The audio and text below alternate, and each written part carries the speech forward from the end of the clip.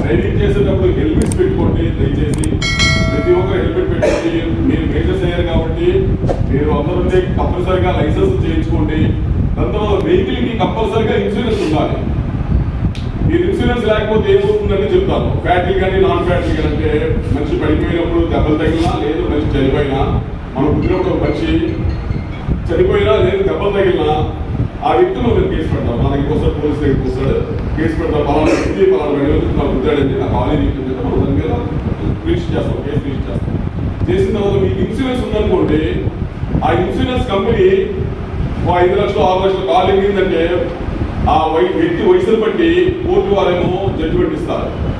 Claim అతనికి ఒక 5 లక్షల 10 లక్షలు కోర్టు వారు ఇస్తారు. అప్పుడు ఇన్సూరెన్స్ ఉంటే ఇన్సూరెన్స్ కంపెనీ ఆ అమౌంట్ని బేర్ చేస్తుంది. ఇన్సూరెన్స్ లేదనుకోండి మనం బేర్ చేస్తాం. చాలా వరకు అది చాలా మంది తెలియదు. ఇన్సూరెన్స్ అంటే ఆ బండి వచ్చినప్పుడు ఉంటుంది, తొందరగా ఎవరు కూడా రెన్యూవల్ చేయించుకోవట్లేదు. దయచేసి దాన్ని కూడా రెన్యూవల్ చేయించుకోండి. ప్రతి ఒక్కరు కూడా ఇన్సూరెన్స్ మస్తుగా ఉండాలి, లైసెన్స్ ఉండాలి.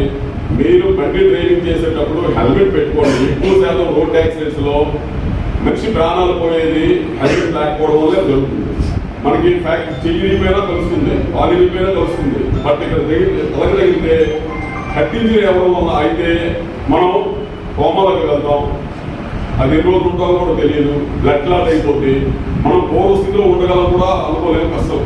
కాబట్టి ప్రతి ఒక్కరు హెల్మెట్ ధరించండి, ట్రాఫిక్ సిగ్నల్స్ పాటించండి. మీకు ఎటువంటి ట్రాఫిక్ సిగ్నల్స్ లో ఏమైనా మీకు ఇబ్బందులు వస్తే అక్కడ ఉన్న పోలీసులు కాంటాక్ట్ చేయండి. పోలీసులు ప్రతి ఒక్కరూ మీకు సాయం చేయడానికి ముందుగా ఉంటారు. మనం ఎప్పుడు కూడా మేము చాలా వరకు చూస్తున్నాం, మనం తొందరగా వెళ్ళిపోవాలి. తొందరగా వెళ్ళిపోవడం ఇంపార్టెంట్ కాదు, సేఫ్టీగా వెళ్ళడం ఇంపార్టెంట్. ప్రతి ఒక్కరు వెహికల్ ఆగుతుంది, ఒక ముద్దట్టు వస్తుంది, ఆ వెనక ఒక అతను ఉంటాడు, ఆ పక్క బయట పక్క నుంచి చూడాలి, ఎదురు వచ్చేవాడు వెళ్తాడు. ఇక్కడ ట్రాఫిక్ ఏదో అబ్స్ట్రక్షన్ వస్తుంది, అక్కడ ట్రాఫిక్ ఆగినప్పుడు మనం ఆ వెనక ఆపితే లైన్ కాబట్టి ఎదురు వచ్చేవాడు క్లియర్ అయినట్టు వెళ్ళిపోతాం.